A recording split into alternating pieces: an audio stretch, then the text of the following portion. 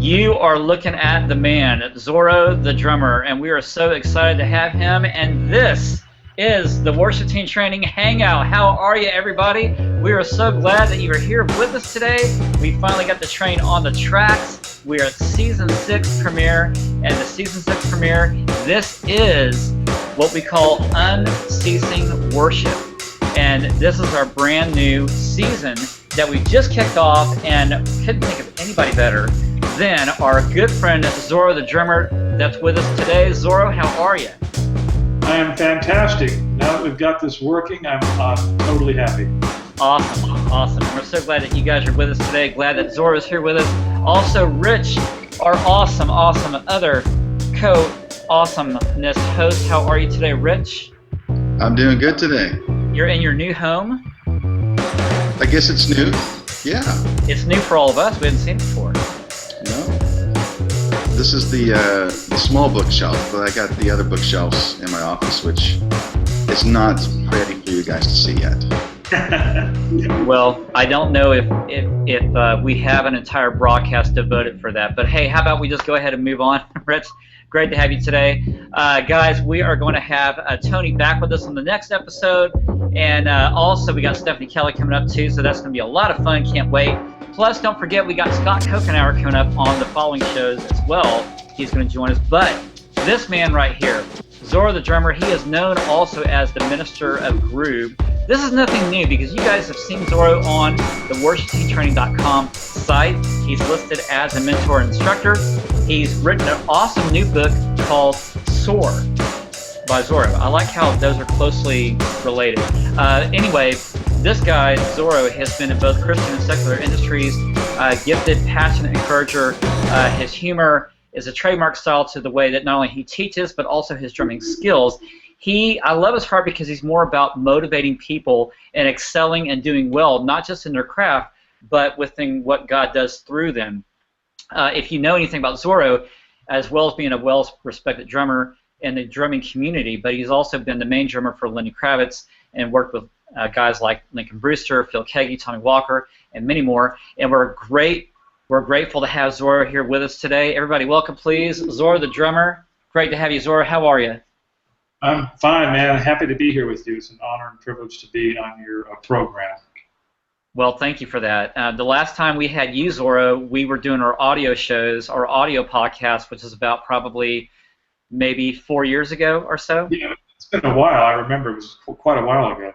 Yeah. So you came back brave because you decided to show your face in public and associating with us. So that's a great mark of bravery.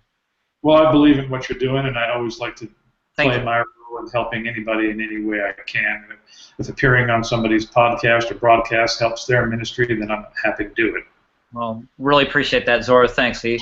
And you know, we'll refer to him as Z because that's what his friends like to call him. That's what he'd like to be called by. We had Zoro the last. We're going to have him back on again on some more upcoming shows. But today what we want to talk about, Rich, what we want to talk about is what does it mean to, as worship leaders, we come in each week, we were meant for something more than just leading worship day in and day out. Would you agree with that? Absolutely. Okay, just so like any other believer is meant to be a worshiper on their particular stages, which is every day of life.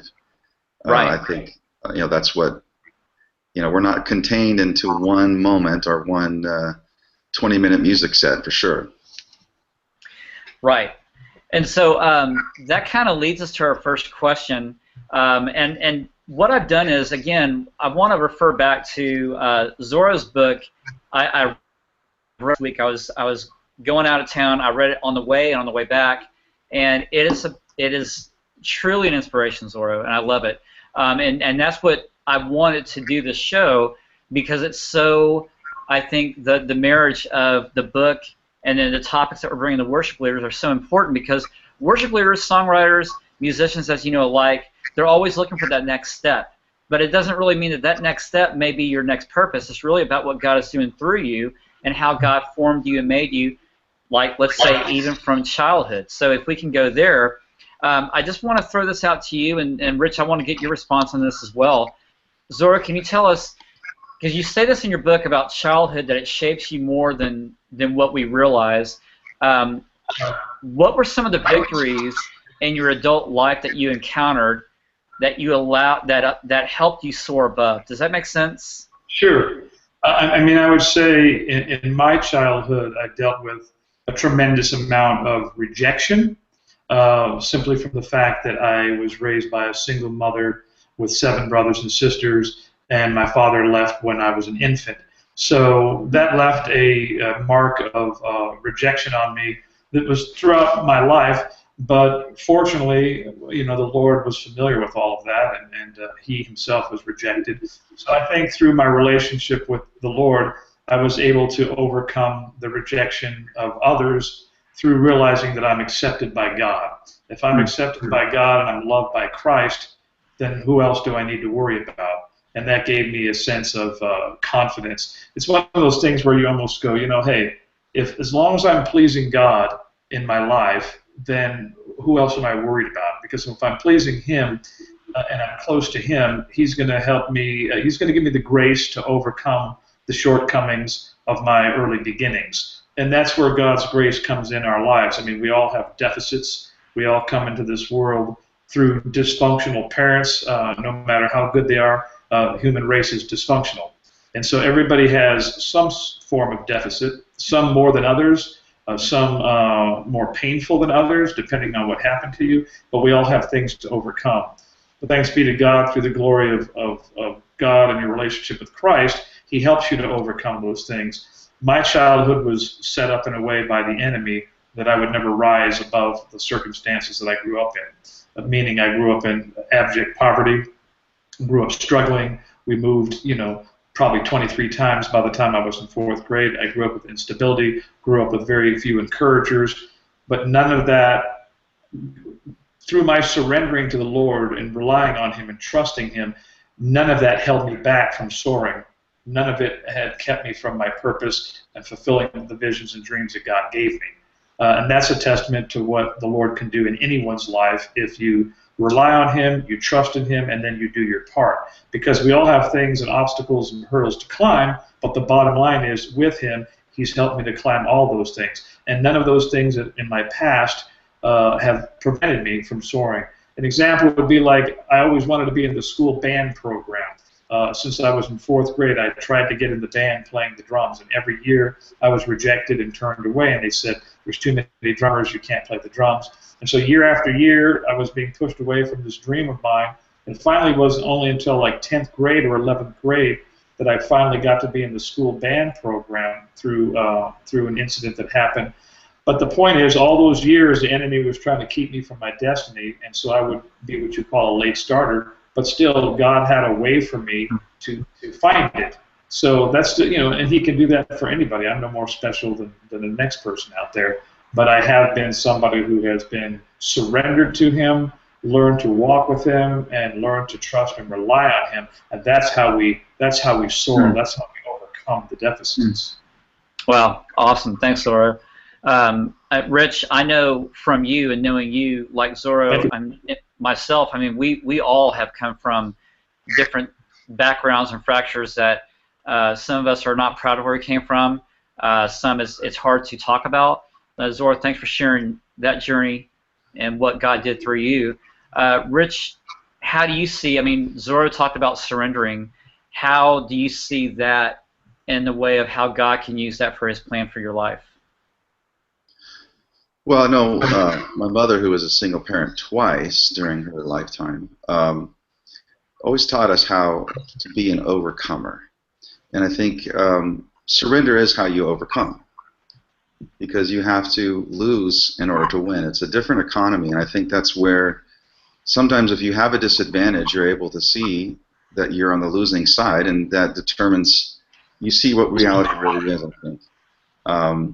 And therefore appreciate when you get a couple things on the win column, but you have to face and overcome, and that's part of our life this side of heaven. So I do think that the things that you face when you're younger, you can either have them shape you as being someone who's bitter, or you can have them be points of reference to see how God can take you out of those things. And really, just as Zoro said, we all have, even the perfect home is going to have some pain and some things in it, because that's how life is this side of heaven. I think the issue is, will I be entitled to something? If I feel I'm entitled, I'm not willing to surrender. I can't give up this idea that I deserve more than I ever earned. Or am I willing to wait to see that God, in His time, will do what He says He does, and just be humble to receive whatever He has? Because, the fact that I'm breathing and forgiven is enough. The fact that I have Jesus is enough. The dream that He gives us and the things that He pulls us to beyond that are part of that. But we're not entitled to an easy life. And I think when we see that, especially those of us who maybe as young people try to work through that in our faith, it does allow us to surrender, because really that's the point. And I agree with that 100%. You can't do this as an entitled person. You can't see your dream that God's given you if you feel like somehow you've earned it or you deserve it. Yeah, good. Thanks, Rich. Well, I agree with everything Rich said, and I think that we get disillusioned in this life, that we forget that the Scripture says, Jesus said, in this life you shall have trials and tribulations. He doesn't say maybe you will. He says you will have trials and tribulations. Yeah. But He said, be of good cheer, for I have overcome the world. And I think the world tricks us because, like Rich said, surrender seems like the opposite of winning, but it's actually how you win, because it's when you surrender and realize that you only have so much power. Look, if we all had the power that we think we had, or the control that we think we had, we would just manipulate life and make it go our way.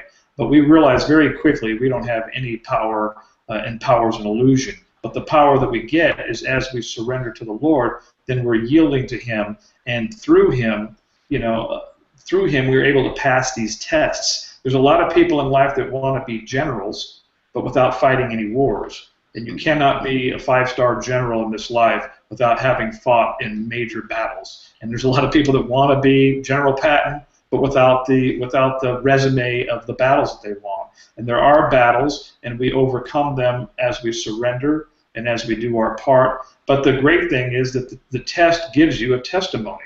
Overcomers is what we all are, and that's what the book of Revelation talks about. It says, to he who overcomes, I will grant him this, and I will grant him that. Not to he who quits, not to he who tried to do it on his own, but to he who overcomes. And how do we overcome? By the power of the blood of the Lamb and the power of our testimony.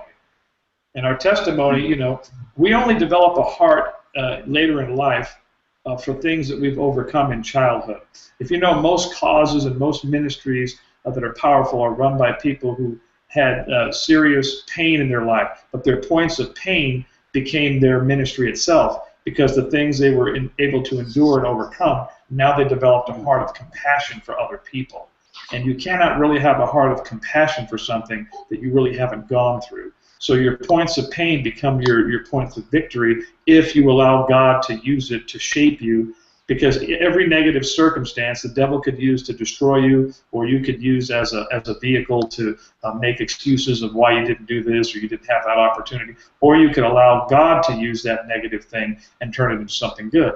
And that's all scriptural. What the devil meant for bad, the Lord can use for good if you give him your heart and you allow him to make a message out of your mess. But that's the first step in my book, is surrender. Without surrendering, how are you going to know the will of God if you don't actually know Him?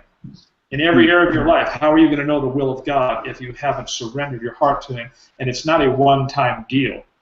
Surrender, all the 9 life principles in my book are not something you complete at one stage and then you're done. They're a constant thing you redo in your life. Sunscreen, you don't put it on once and it's there for life. You have to reapply. And surrendering is something you have to do daily, hourly, by the minute, whatever. But sometimes it's big things, sometimes it's small things. But the more you learn to abide by that process, the more that God can show up and help you to overcome. Well, I love what you said about you have to have a test in order to have a testimony.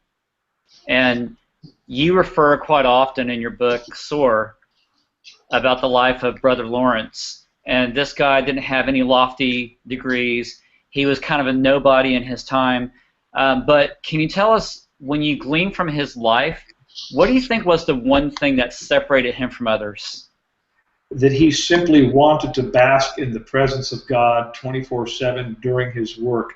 See, some of us, whether we're worship leaders or just church attenders or pew fillers, we kind of separate ministry from life, from our regular life. And people always ask me things about my ministry and my drumming, and I always say, my ministry is my entire life. There is no separation between what I do as a drummer, as a speaker, as a writer, as a husband, as a father, as a mentor. And so what I loved about his life is he just immersed himself in his work.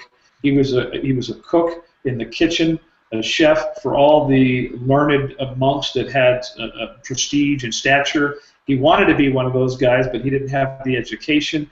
So he accepted a position of just being a lowly, whatever you want to call it, servant.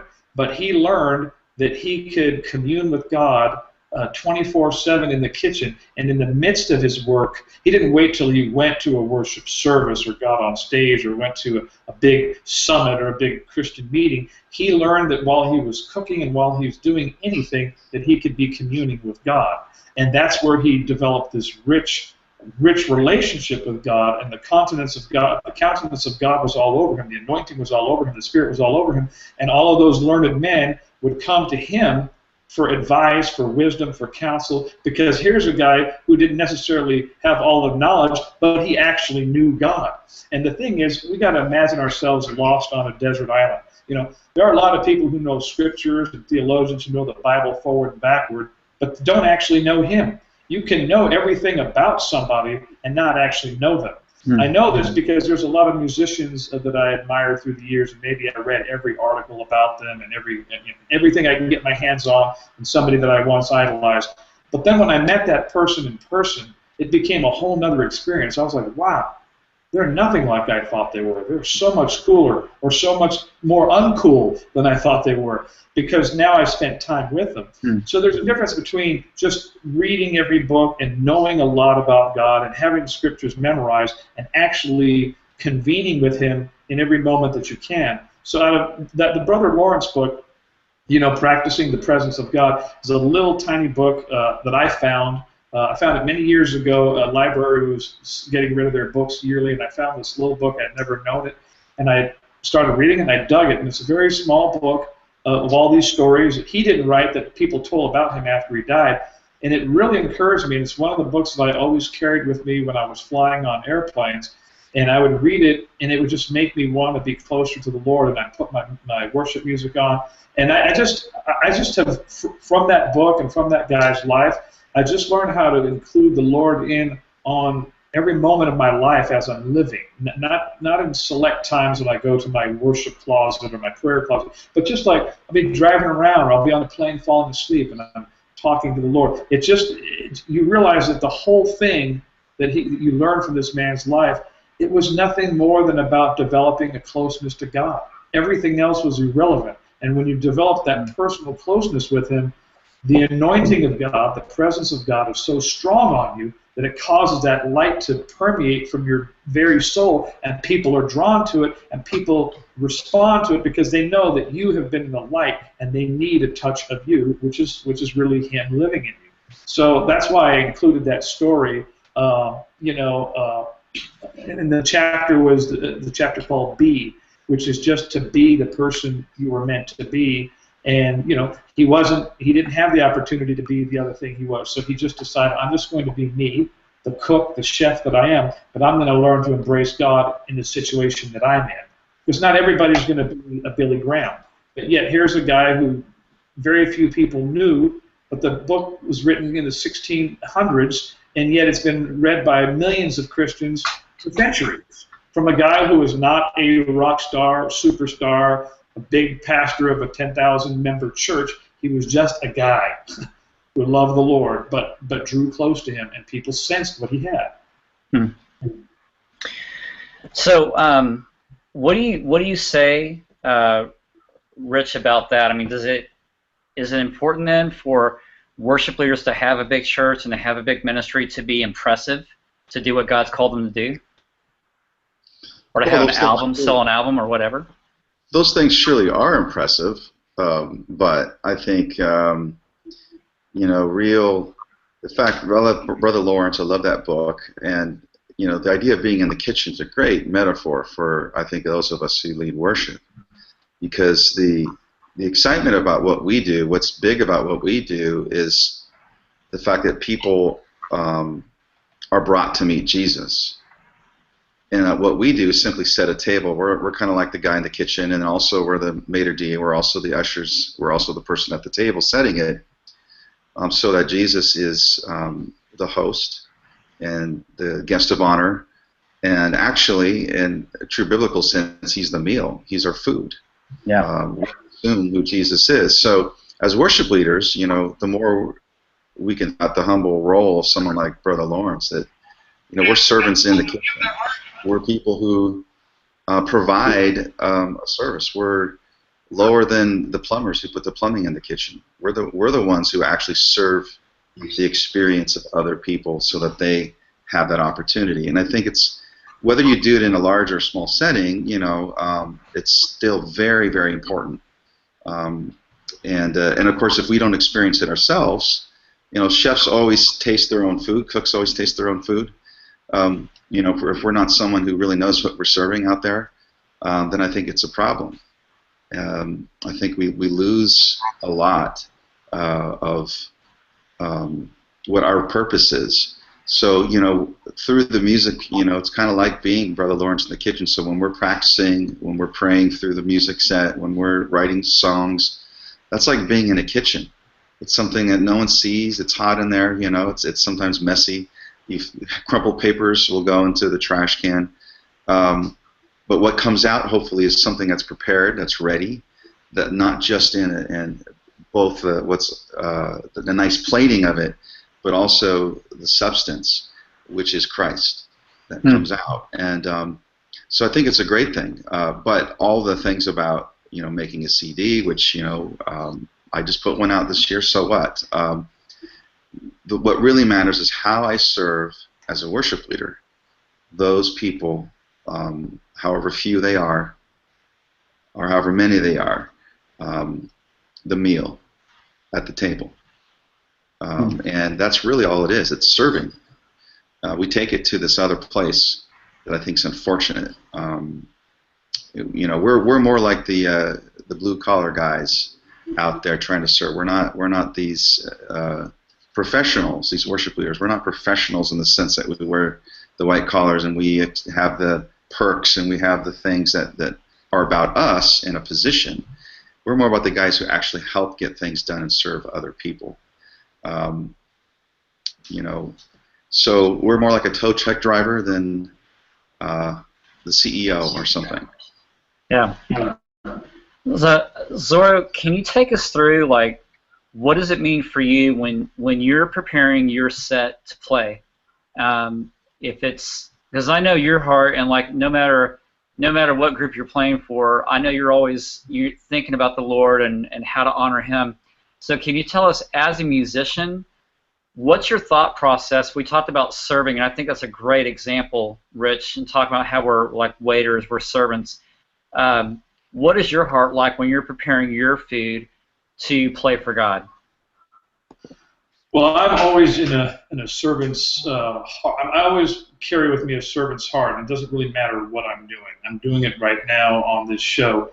Whatever doors God opens for me as a musician, as a speaker, as a teacher, as a writer, as a mentor, as a friend, whatever platform He gives me in a particular day, to me, those are all just venues in which to serve. So when I go to do a television show or when I go play on a recording, my thought is always this: how can I make that event better by them having had me? How could I?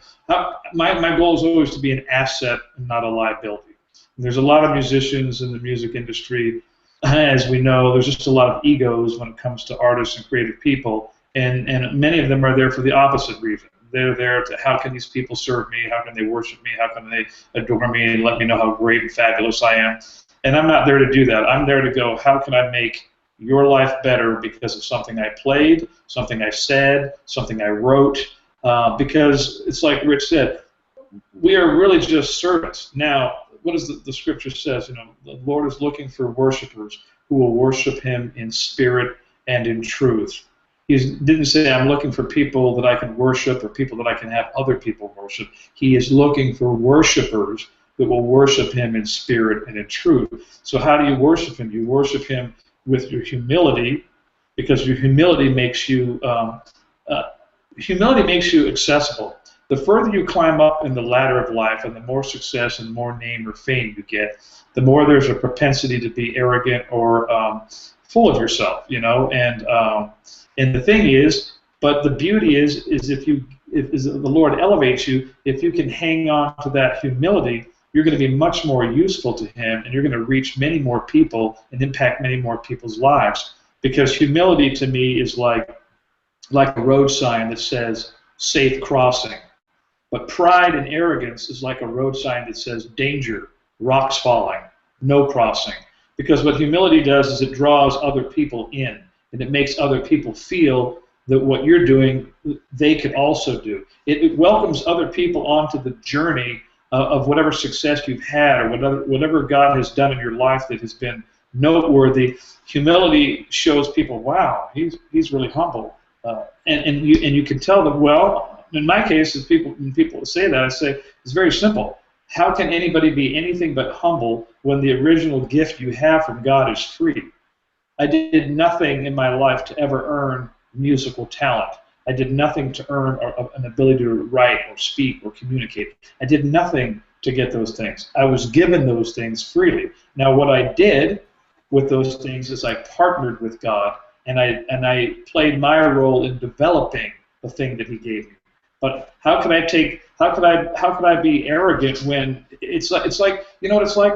It's like being the son of somebody like Bill Gates and inheriting billions of dollars that your father earned, that your father sacrificed and made all this effort to allow you to be a trust fund kid, and then you getting to the top and saying, yeah, man, I'm awesome because I did it all on my own, and nobody ever helped me.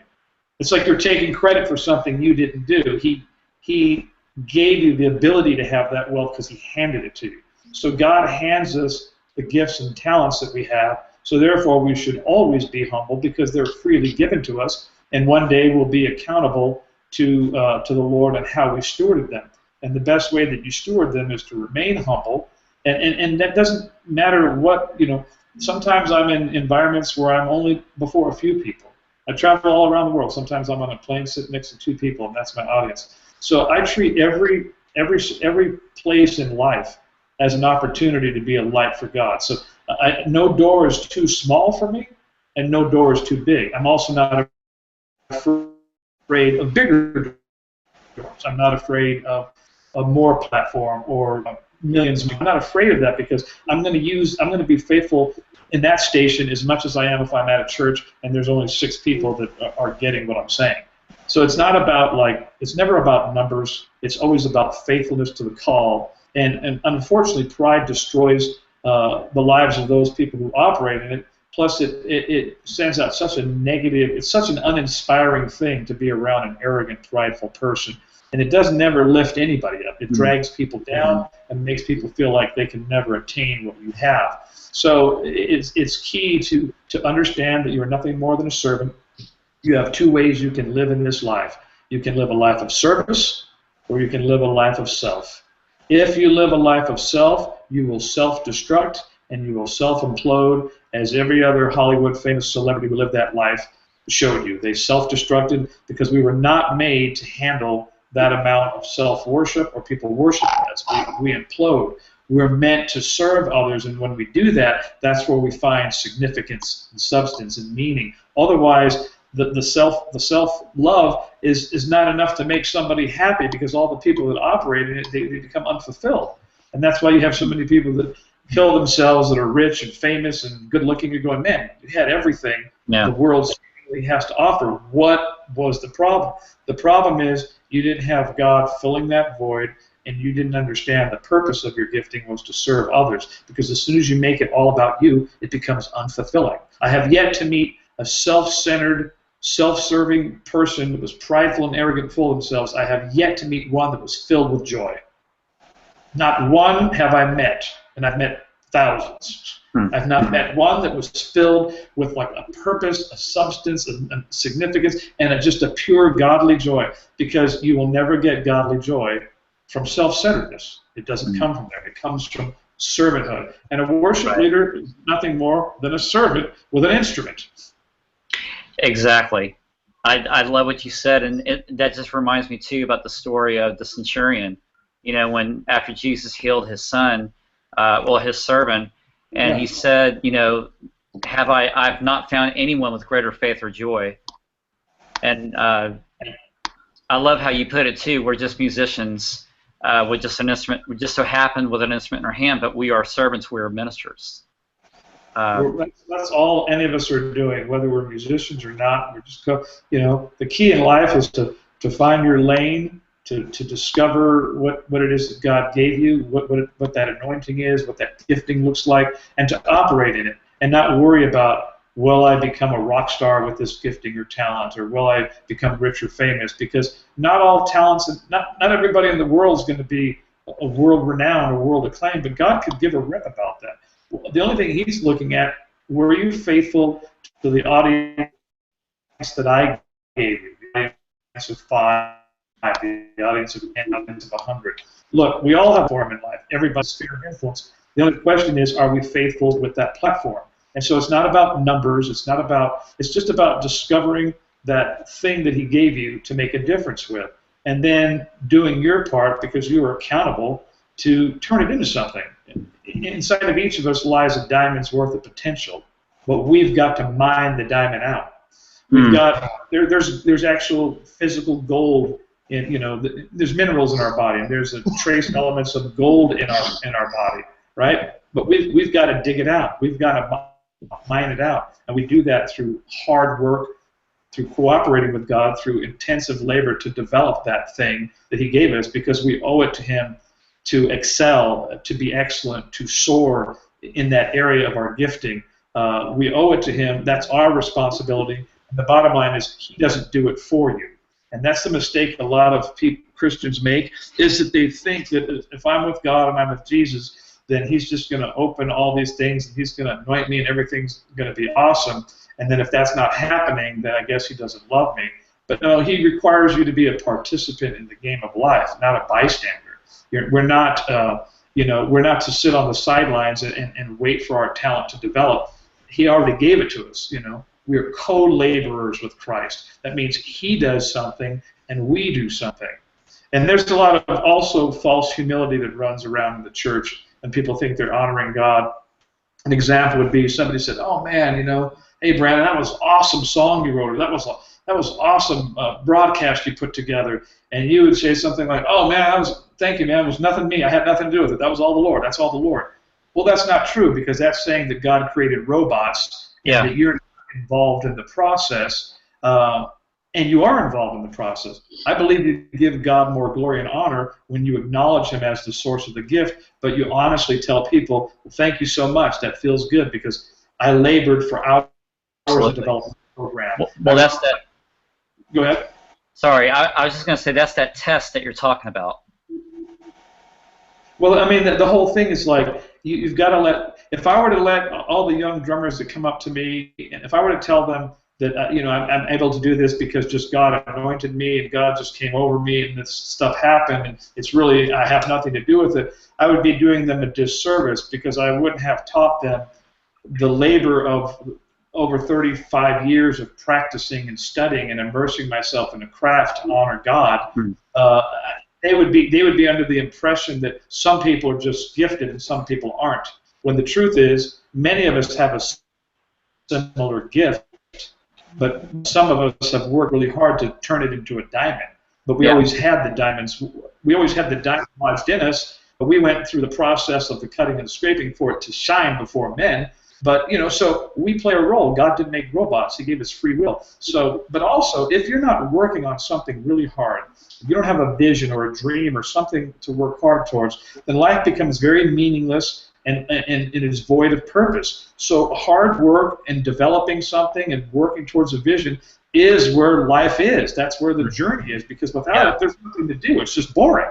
Yeah. So we need to have visions and dreams, and we need to dream with God, and He has big dreams and visions for us, but that doesn't always mean we're going to be a rock star. And I love the Mark Twain quote. I used it in my SOAR book, but he has a quote that says, most of us want to be praised for the one gift that we do not possess rather than the 15 that we do.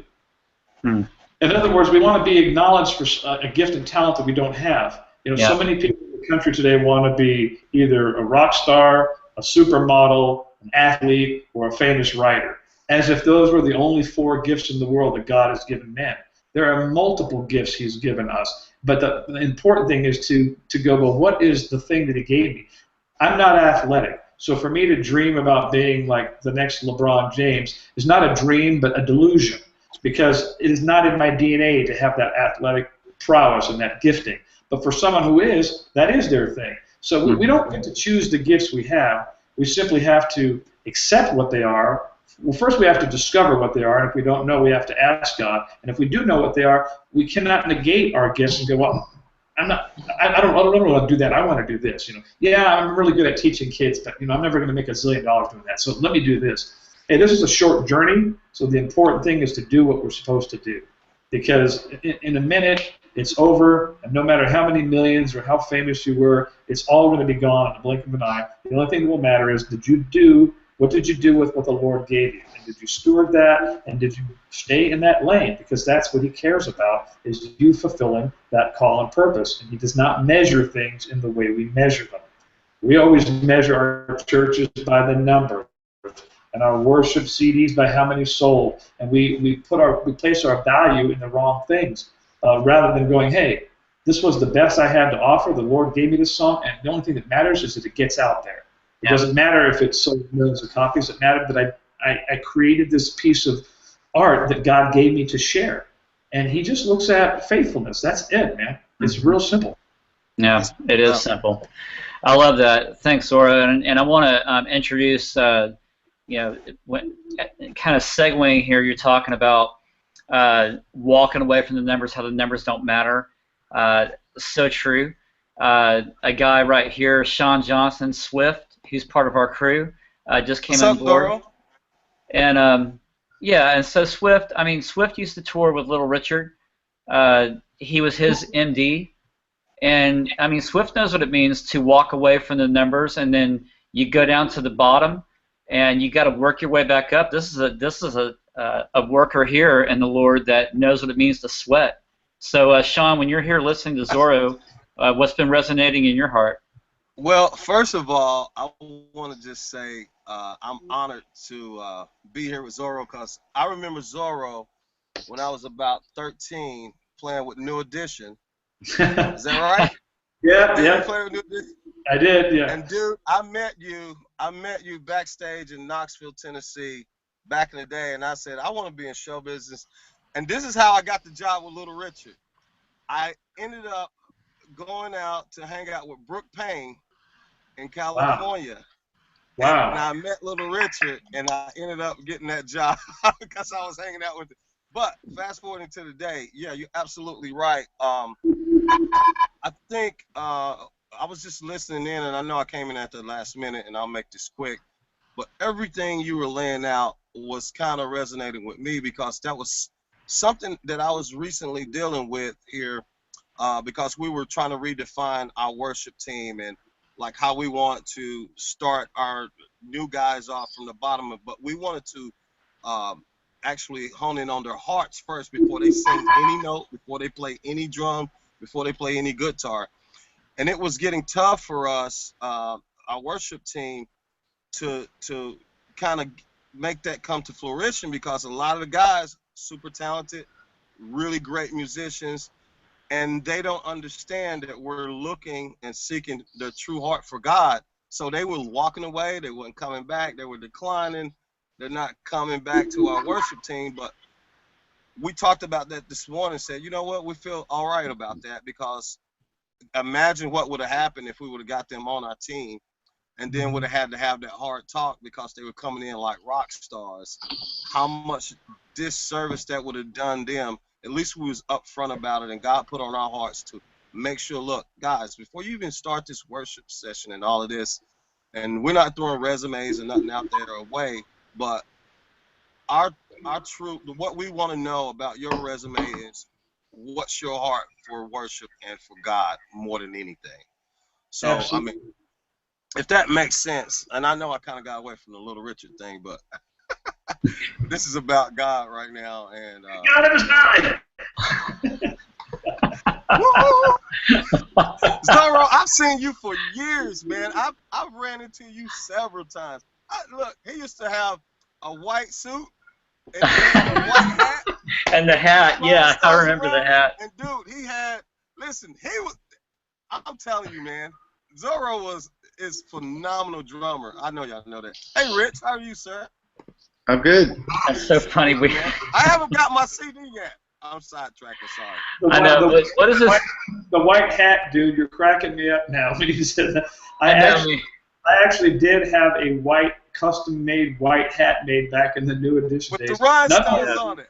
Not only was it white, it's white. I did have a rhinestone band around it. Of course, my gosh. The 80s, the gaudy 80s, you know, when I had lighted up drumsticks, that's part of the era. But that's hilarious. New Edition used to give him a solo, and I was like, oh my gosh, I love this dude. Zoro threw away his hat, and then Swift found it in the trash can. I wish I would have found it. I actually still have it in the collection archive somewhere. It's the only white hat I ever had made. It was made from the neighbor's cat. Oh my god. I'm kidding. I'm kidding. What happened to the cat? No, I'm kidding. But it looked like cat fur. I mean, it was like really like furry and soft, and I don't know what they made it out of, but I still have it. It's in the history box. Oh, that's awesome, man. That was your Flavor Flav hat. That was all you had. That was even before those guys. Before Flavor Flav? Oh, yeah, I always liked hats since I was a kid, so that always kind of became something I identified with. Oh, yeah. You look good in hats, old movies, you know, from the 40s and 50s. Everybody wore hats back then. It was part of the culture. Well, sure. Why not? And so poor Rich is over here, just kind of absorbing it all. Going like, what does this have to do with anything? I know. We all had the 80s when we all experienced that kind of stuff, you know. Yeah. So to bring this back around, the 80s were, you know, and of course again because you know, there's a funny thing with clothes. It's like the only thing. All right. So to bring this back around, we've got a little off track, but that's okay. This is what the show's about, and we're having great conversation here. And we're going to have Zoro back. And Zoro, I also want to talk to you about doing a webinar, perhaps, with us. I think that'd be fantastic. But where I want to last land is we ask this question with every guest that comes on the show at the very end. We've changed a little bit since the last time that you were on, but Rich, I know you got to go. So, Rich, thanks for joining us today. Love you, bro. See you guys. All right, see you, Rich. He's getting out of here because we have Swift that's getting on. Wait a minute. This was not supposed to go this way at all, actually. All right, so we got to say goodbye, you know, and Swift has got his hat on. This was totally not the direction where we wanted to go, but, hey, this is what makes the show work, and we're glad that you guys are here. So as we wrap up, Zoro, what I want to know from you, this is the one question that we ask everybody at the wrap-up, is out of all that you talk about, you know, not just finding the will of God, but doing it. And you've brought us through the life of Brother Lawrence. You brought us through what it means to be a servant. And so as you're speaking to worship leaders now and worship teams, and throughout this show of all we talked about, what's the one thing that you keep coming back to? The one thing I keep coming back to, I would say, developing that closeness with the Lord. and developing faith, because at the end of the day, I've learned that I'm an imperfect person, that I was born into sin, and I'll die with a certain level of sin in my life. And so my walk, if I were to measure my life by my walk, sometimes it's good, sometimes it's bad, sometimes it's imperfect, sometimes it's awesome. So I've learned that the only thing that I can give God in this life is my faith. And the scriptures say in Hebrews that it is impossible to please God without faith. For without it, you must believe that He is, and He's a rewarder of faith. So the thing that I keep coming back to during whether I'm playing music or not playing music is, what is the only thing I can give to God that has any value at all? And that is my faith in Him, my trust in Him, and my belief in Him. And all roads always lead back to that. It is, but remember, faith always has a corresponding action to it, because if you believe God for something, then there'll be a corresponding action in your life that shows that you have taken that step of faith. But I've learned that I've reduced everything down in my life as, how can I show God I trust and believe in Him as I'm playing, as I'm studying, as I'm writing, as I'm working, as I'm speaking. I'm just developing that childlike faith. That's the most important thing that any of us can have. And if you have that, God always honors faith. And where there's faith, there are miracles. Because God does not respond to need. The world is filled with need that never gets answered. He responds to faith. He responds to faith. So play and believe in faith that God's going to show up, and that He's going to work through you, and that He's going to display Himself through you as you play. Believe that, receive that, and then walk into that, knowing that you're just an oracle. I always tell people, look, I'm an instrument in the hands of the Lord. He plays me. I'm an instrument. He plays me. It's the scripture from Ephesians 2:10. For we are God's workmanship, created in Christ Jesus, to do good works which He prepared in advance for us to do. The good works are that we get to do something that we love to do, write songs, worship, teach, whatever your thing is. Those are the good works He already prepared, but we are His workmanship. So I'm merely an instrument, right, and He plays me. He plays me through the drums, He plays me through my speaking right now, through the written word, through my books. He plays me, but I make myself available to be played. Because I can be the music box, like a little music box that's closed. Love that. Or I can be the music box that's open. If I'm open, He's going to sing a melody to me that only I can recognize. Wow. So, is your music box open? Mine is. I don't know about everybody else. I love that. No, I mean, seriously, that, I mean, that's great. But I mean, these are the kind of things that we talk about here on the shows. I mean, it's no hold bar. Let it go. Talk about the real deal, because this is exactly what worship leaders and teams go through. This is what we all talk about, but yet we don't want to talk about it because growth in the life of Christ is hard work. It causes pain because it causes growth, because God wants you to grow through. And Zoro, I mean, that's what you're bringing us today. No matter if we're behind the instrument, like you said, or if we're just walking through life and living it, it's the same. I'll be honest with you. I met you years ago. Where did we first meet? At one of the Christian Musician Summits? Yeah, we met at Christian Musician Summit.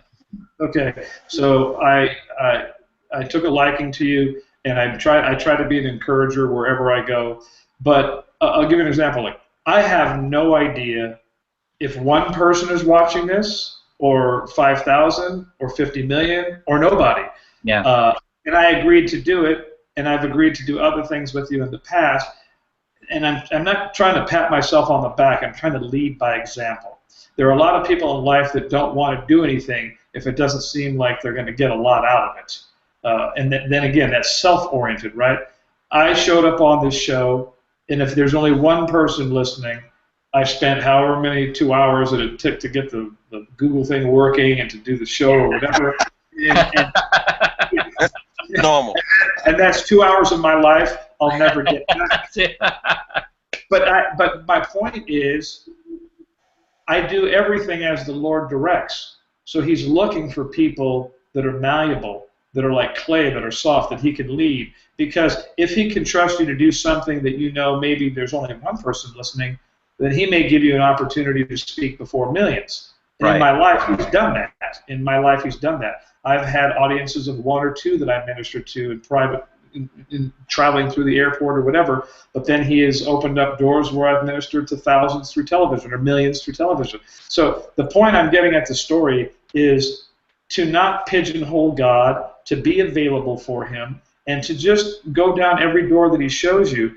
God has a way of elevating people that will humbly serve him. And most people want to be elevated, but without the humble servant part. And I am not saying that I'm better than other people, but I have learned to lead by example, and I share the story with you so that people would know, oh, I get it. So you basically do everything that God asks you to do. That's the open music box. Yes. And that's how we do that. All for love. That was the tour I did with the new edition, All for Love. Yeah. I know. Totally remember that. All for Love. Yeah. Hey, by the way, there's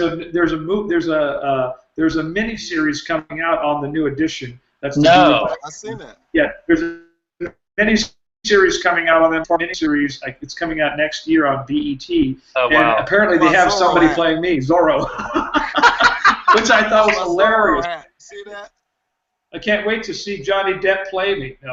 Oh my God.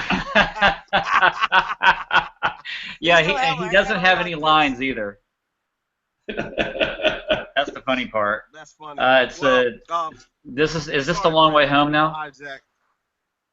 I'm sitting in my car. Yes, I am here. I just arrived, so I was like, let me get on. And I'm in my truck, and I was like, it doesn't matter. I was trying to get a nice setting in the background, the whole thing. No. Sean, sitting in your car there, it looks kind of like you look like you're in the Bronx somewhere, getting like in one of those Jimmy Hoffa movies, waiting to get out of the car. Exactly. Hey, man, let me know when I can go. I'm gonna take care of some business. I'll be right back. That's so true. It's all fogged up and all like, okay, what's this guy doing? That's because I didn't turn my car on, because I was like, if I turn my car on, my charger's going to clip the phone, and then it's going to mess everything up. And, of course, people outside the car are looking at this dude talking to himself, wondering, and where, stay away from that dude, he's talking to himself. Yeah, and don't forget about the hat he was wearing. I don't know where you got. Did you just bring that today? You don't like my Zoro hat, man? Come on. No, well, that would have been when I was on safari in Zimbabwe with the Exactly. Exactly right. Exactly. Okay. It's about the white, Zoro. That's what it's about. It's about the white. Why's it got to be white? It was white.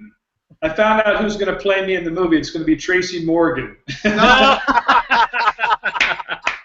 Well, he looks like Sean looks like Tracy. Yeah. I look just like it. Man, listen. Hey, I don't know where the show is gone, but it's gone. It's gone. I know, or it's completely out of here. We'll never come back. So anyway, this was fantastic, Zoro. To share your heart in ministry, and your time is precious. And yes, I do remember all those times that we spent together back at CMS, Christian Musician Summit. I was interviewing you from behind the drums, and we're just talking about the same thing that we're talking about now. And so I look forward to the expansion of our relationship. But it's just been incredible to see where God's taken you in your writings and the way that you've just been encouraging folks, just beyond musicians, but just guys in daily life. So thank you so much for coming on today and sharing your heart and your spirit with us. Thank you, Brandon, and thank you for what you're doing and following your dream and following your vision to help worship leaders around the world. And I'm honored and privileged to be a part of it. And we're all playing our little role in expanding the kingdom and hopefully being an inspiration in a positive way, and also with a little humor as well. That's right. Thank you. And Swift, thanks for coming in at the last minute, Bubba. No problem at all, man. I love being here. You've been my brother for forever, and I just thank you for your heart, man. Well, it's that laughter is what got me. That's what got me to get you. God called me to get you on the show because I love your laugh. Wow. Okay. No, but we've had a lot of great times here, and so Thank God so for you, next though, up, man. I know I love you too, man. And so next up, we'll have Zoro come back. We'll do another episode, and then also I want to speak with you further about a webinar too.